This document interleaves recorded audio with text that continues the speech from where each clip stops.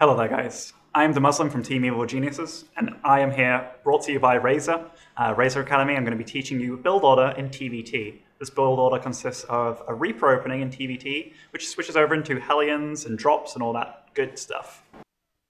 Hello there, this is EG.DeMusliM, spawning as the Red Terran in the southwest of Cloud Kingdom. One of the most popular maps in both Wings of Liberty and Heart of the Swarm. It's been around for quite a while. It's quite a balanced map. Here we have our opponent, the Barcode Terran. Don't know who it is, but it's most likely a Korean. Either way, this replay will be about the 1-Rex Reaper Fast Expand and what we do with it. We'll fast forward through the first few sections of the replay, just because it will be the same old, same old. One thing to note is, I have stacked my SCVs on the closest 2 mineral patches, meaning we'll try and earn as many minerals as fast as possible. You may ask, why does a player do this? Or how does it work exactly? Well, if you think of the travel distance from this SCV to this SCV, that's technically how far you have to go. Compared to this SCV to this mineral patch, the distance is significantly longer. If we just measure these two SCVs right here, right now, there, I'll do that a bit slower, but here, he's picking up his minerals, he's picking up his minerals now. The travel distance will be much, much greater for this SCV, and this guy can end up doing roughly 5 trips in the space that this guy does 4. So it is significant. Don't worry if you do not do that, but if you get to the point where you feel your hands could be doing something extra at the start of the game, that's something you definitely want to approach doing. Here, just making sure our SCVs are going well, stacking on these closest positions, the rest of them, the SCVs are going completely fine. Now, with our 14th SCV that pops out, we will start making a guess. We do it at 14 rather than 13 for a very simple reason. If you do it at 13, your initial Marine, or you're stuck in this limbo kind of phase where you can wait for your Reaper, as in once your barracks completes you'll have roughly 30 gas, and then you wait for your Reaper to build for about 10 to 15 seconds. Whereas with this build, you can get out an initial Marine, then a Reaper straight afterwards. There's no limbo, there's no waiting around, everything's efficient. So the Marine pops out now. As you can see, we're on about 16 gas, which means by the time this Marine is completed, we can get the Reaper out. That is the way that my build goes. We will scout reasonably late this game. We could have done this a little bit faster, but anyhow, it does happen. So we get the second depot down as that guy's scouting, and then look, as soon as the Marine was done, we can get the Reaper out. This build is efficient in that respect that your buildings are utilized as much as they possibly can be, but also it's just a nice build for minerals. His gas was a little earlier than ours, meaning that we do have more minerals to spend. He's also going for a different build to us with the second gas. Myself with this build, we will just be going for a command center. This is an expansion build, a safe expansion build. You have a single Marine out on the field, you're also going to be having a Reaper out on the field. So as this Reaper completes, we do get our command center. Along with this barracks, we will be getting a reactor ASAP. As you can see, we only have just enough minerals to spend for both the SCV and the reactor, but that's what we make do with. We're hitting 100 gas along with 150 minerals, and we will be making a factory over here pretty soon. His Reaper does take control of the map, a bit better than mine. I went for a different path just to make sure that nothing comes from this entrance and this entrance, but still, losing that Marine doesn't really mean that much. As for factory's timing, his is 40 seconds quicker than mine, but he has no expo on the way, which is pretty significant at this stage of the game. Here we have a bit of a Reaper Mortal Kombat going down.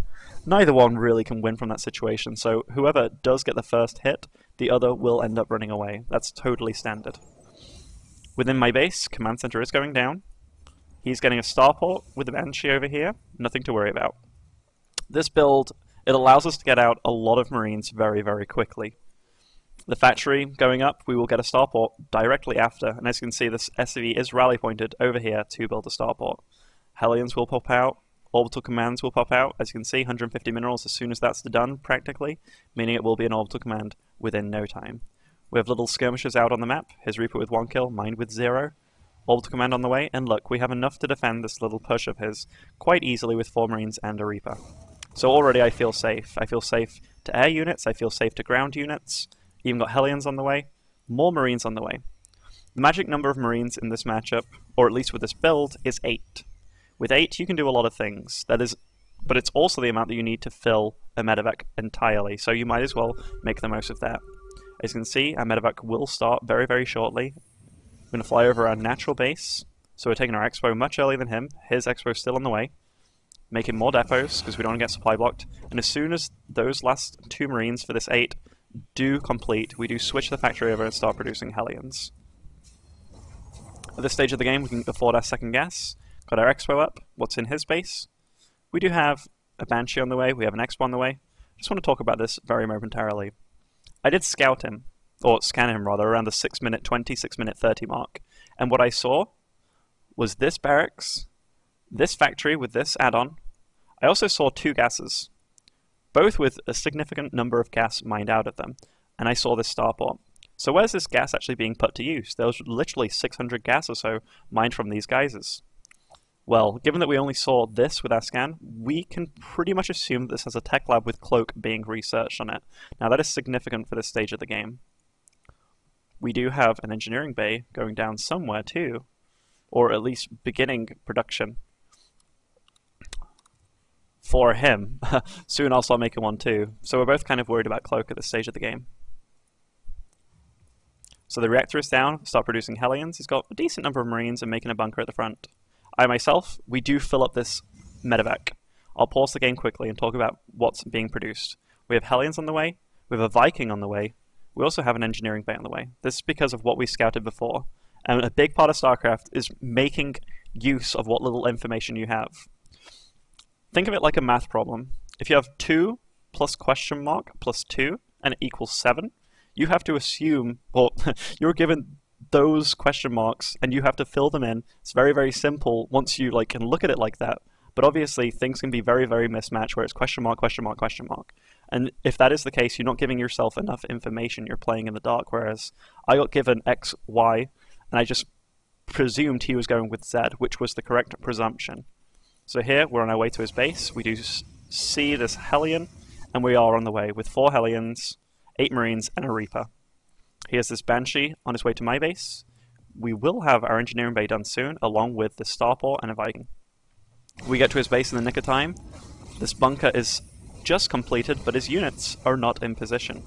As you can see, he is producing factories and such, and we do have a Banshee in our base.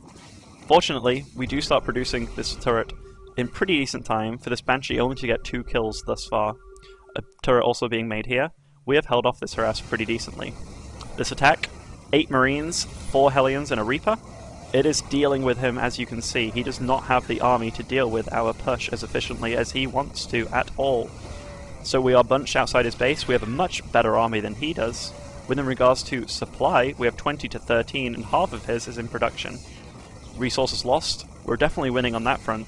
And this, my friends, is the Reaper fast expand into a Marine medevac Hellion push that hits incredibly hard. We defended very well, we have a higher harvest account, and then we can transition into anything we do so please. In this case, we are going bio, still doing damage to his base, 38 harvesters to 21. This was mission success. So after seeing that build, that is one that I temporarily use, or right now I currently use in the ladder. I'm doing really well. I'm top 20, I believe, on Grandmaster, and a lot of Terrans are also using that build. It's one that you should definitely check out, and I hope you enjoyed it. This was brought to you by Razer Academy. Stay tuned until next time.